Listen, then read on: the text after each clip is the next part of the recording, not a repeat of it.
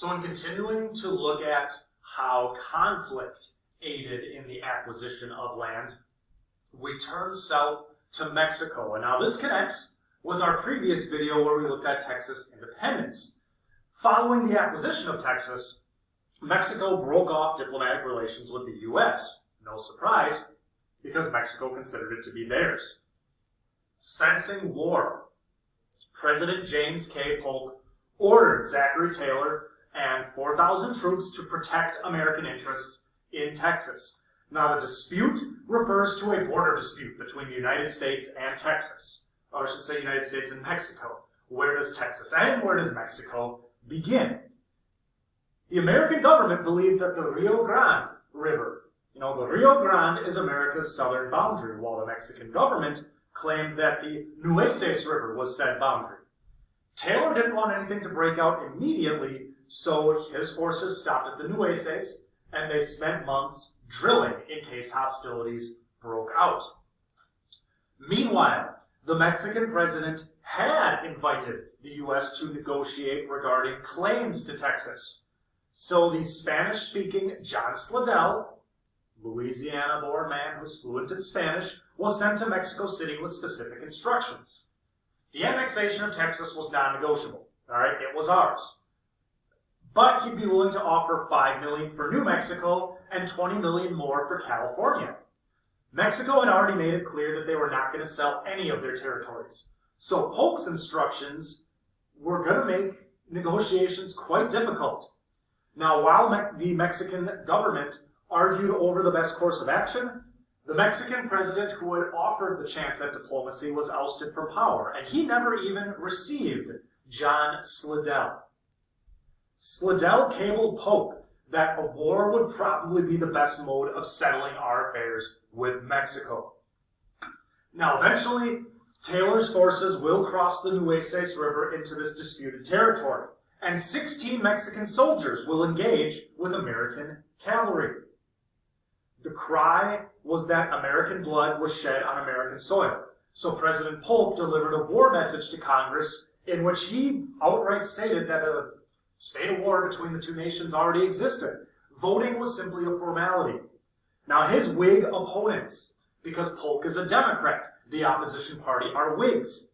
They wanted to investigate whether the U.S. had actually been the aggressor, but most felt that they had to vote for war based on the way that the articles had already been drawn up. So for only the second time in American history, Congress declared a state of war.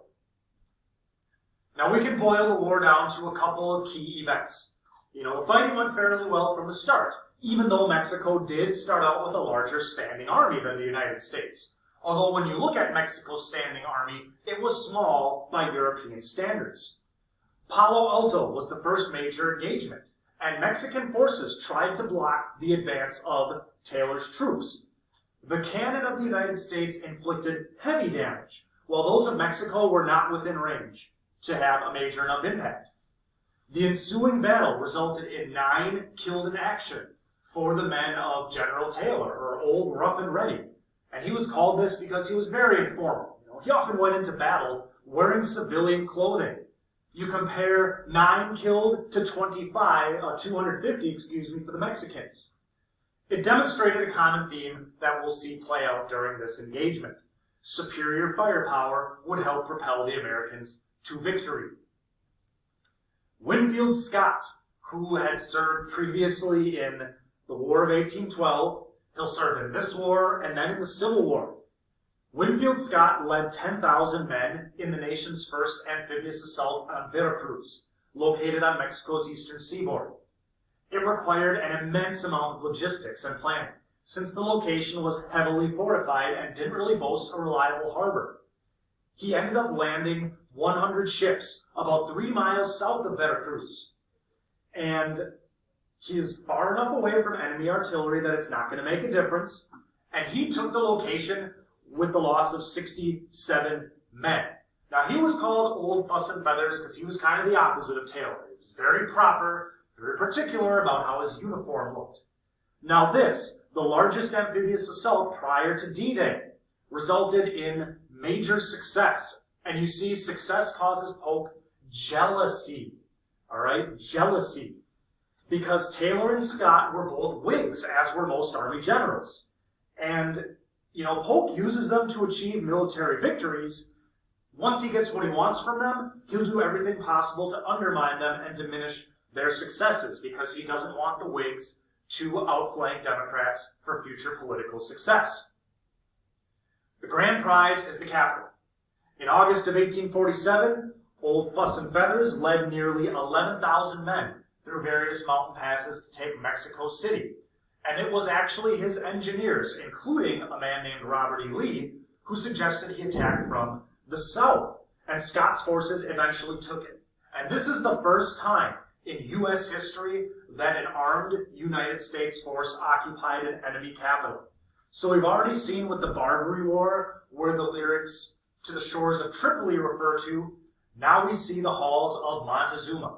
So all told, from a military standpoint, we definitely consider this to be a success for the United States.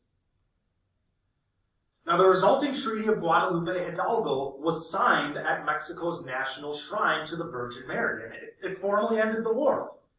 This settles the southern boundary of the United States for good. It's the Rio Grande. And it ceded to the United States the territories that would eventually become all or portions of California, Nevada, Colorado, Utah, Arizona, and New Mexico. Now, when you take this in the context of the organizations for Oregon, or I should say, the negotiations for Oregon, President James K. Polk expanded the borders of the U.S. more than any of his predecessors, and that includes Jefferson, who doubled the nation's size.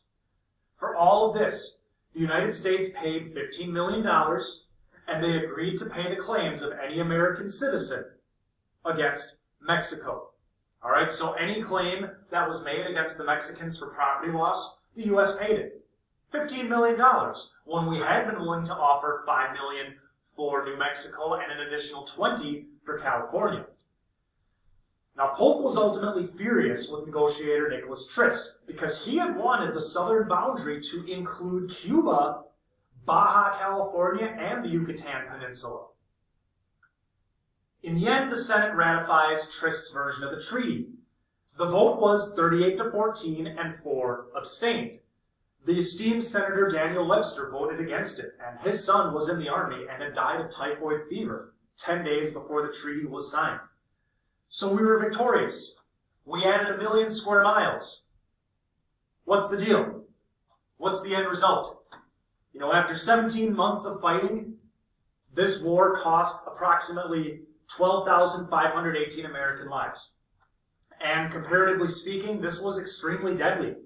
1 out of every 10 who put on the uniform died, and the same amount were incapacitated and sent home prior to the end of their enlistments.